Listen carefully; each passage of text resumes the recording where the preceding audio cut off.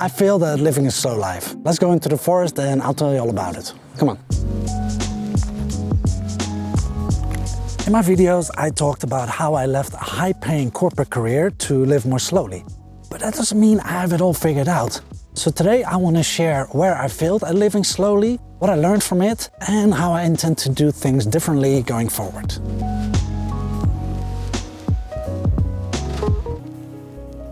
So last year I had a full-time job and I tried to do YouTube. It was difficult to balance, I rarely had any free time. But I was so passionate about making these videos for this channel that I just made the time. Now I'm no longer in this job, I decided to pursue YouTube full-time, and the biggest plus is that I'm now in control of every single hour of my day. But there's also a con. I took a financial hit. The money I make on YouTube is negligible. I do have some small passive income streams, but it's not enough to sustain me, and that causes financial stress. And the weight of that responsibility has taken a toll on me in the last couple of months. With the way I've been living, I'm not in one place year-round. So that means I need to batch content. So I can spend 1 month writing and recording, and then 2 months after that editing videos. And while that's very efficient, it's also kind of mind-numbing. So when I finished editing a big batch of videos recently, I crashed. I couldn't work for a week. And even more worrying was that I felt kind of numb, flat. Like even things that would normally excite me, like eating a delicious meal in a restaurant or drinking a freshly brewed cup of filter coffee, it didn't really excite me. And I also felt like a hypocrite. Here on this channel, I am talking about slow living, yet I wasn't living slowly. I wasn't practicing what I preach. So I knew when I hit that wall that I had to change course. But this experience also taught me a couple of valuable lessons. So I'll tell you all about it on the next stop.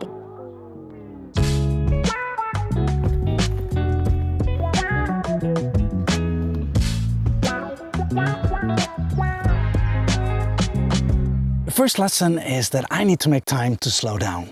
Slow living is about savoring the present moment, taking the time to enjoy and appreciate the little things. But that mindset often seems to be at direct conflict with ambition. So I end up working hard, pushing, maximizing my productivity in the hope that eventually when it's all done, I will finally have time to unwind and slow down. However, the problem with that is that I often bite off more than I can chew. And there are always new unexpected things that will just randomly show up to ruin my schedule. The internet isn't working, bad sleep, an emergency that requires my immediate attention, or I'm trying to subscribe to a YouTube channel, but no matter how often I click that subscribe button, it just won't work. And when one task is done, there's always the next one and the next one.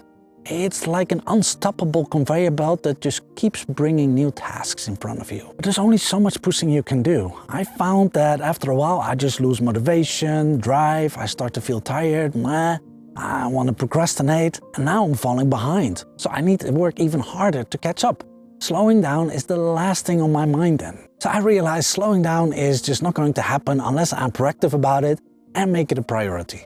And maybe you can relate. Slowing down in our busy lives is just only going to happen if we make time for it. Maybe by having a hard stop at the end of our workday, or even scheduling slow time blocks in our calendar. No matter how chaotic your life is, it's important to make time to slow down and relax. Let's keep going.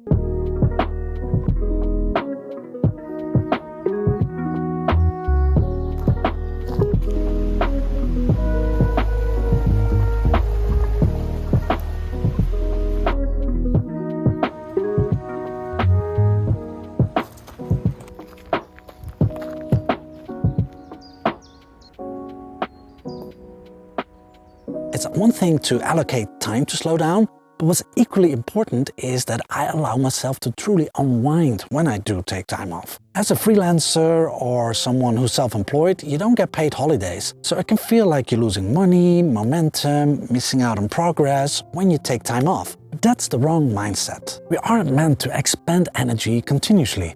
Rather, we're meant to be pulsing between spending and recovering energy. And I get my most creative insights when I'm not actively working. Like when I'm going on a walk, or when I'm cooking dinner, or lying on bed, taking a shower. Also, relaxing just feels good.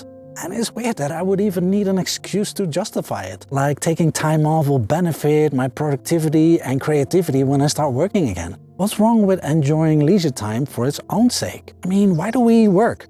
To live, right? So if I'm feeling guilty about not working more hours when I'm taking time off, what does that say about me? and about the expectations society has imprinted on me. I want to be behind the steering wheel in my life and make decisions that are good for me long term. And what's good for me long term is taking time off to slow down and allowing myself to truly unwind and enjoy it. Let's go to the next stop.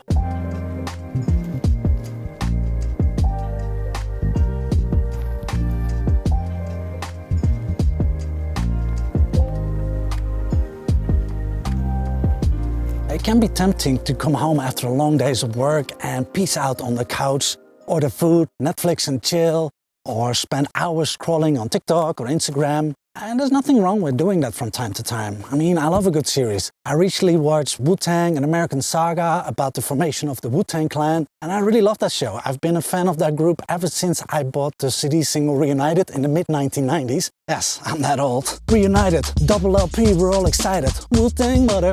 But not all leisure time is created equal. Not all activities provide the same level of relaxation and rejuvenation for our bodies and minds. I didn't realize how true this was until I started hiking for a couple of days in a row in the forest. Being surrounded by the peace and quiet of nature, the birds whistling, the wind rustling through the leaves, the fresh smell of pine trees. I mean, just listen.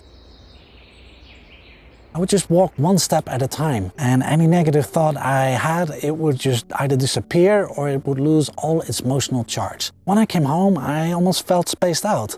I felt at peace. Being in nature engages our senses, stimulates the mind, and promotes a sense of connection with ourselves and the world around us. I found that it helps me to disconnect from the stresses of daily life, calm anxiety, and restore my energy levels. This is also the outcome of a few studies I came across. A 2008 study done by the University of Michigan found that when people were given a concentration-sapping task after having gone for a walk in nature, they performed 20% better than the comparison group who had just gone for a walk in a busy city. And that finding held up when they switched up the groups 1 week later. And for a Stanford study from 2015, participants were sent on a walk either in an area with grasslands and scattered oaks or in a busy urban area. Brain scans showed that the participants that went for a walk in a natural area had decreased levels of rumination, whereas the participants who went for a walk in a city didn't. This type of thinking is highly associated with the onset of depression. So walking in nature may help buffer against depression or anxiety disorders. Slowing down can come in many shapes or forms. In my case, that means not being on my laptop or phone and also not ruminating about work. And then instead do things that rejuvenate me. Enjoying the peace and quiet on the balcony, reading, cooking, or going out for dinner, having meaningful conversations with my loved ones, playing music. For you, it may mean going to the gym or doing something creative like drawing or painting, or maybe you like playing board games. Through these pursuits, we can find true relaxation. I hope my experience and lessons will help you on your journey toward living more slowly. I don't have it all figured out, I'm learning on the go, but I'm sharing the ups and downs on this channel. We're all on our own journey, and I don't think there even is a finish line where we've finished the end game and we have it all figured out. There's always another lesson to be learned, but at least we're in it together. If you're looking for more slow living inspiration, I have another video called How to Slow Down Your Life and Feel Better, in which I share a simple exercise you can use to slow down in just a few minutes. You can check it out right here. Thanks for watching, take care, bye bye.